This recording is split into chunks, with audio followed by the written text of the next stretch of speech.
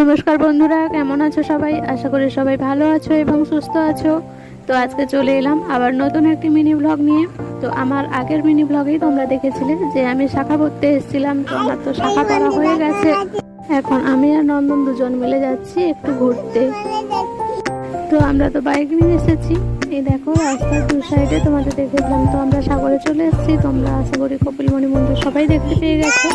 তো এখন আমরা যাচ্ছি নদীর দিকে ঘুরতে যাচ্ছি। আর এই দেখো আমি এখন ভয়েস দিচ্ছি আর মন দুষ্টুমি করছে। তো চলো দেখতে থাকো। ওই দেখো ওখানে নদীর দিকে সারাইয়ের কাজ হচ্ছে।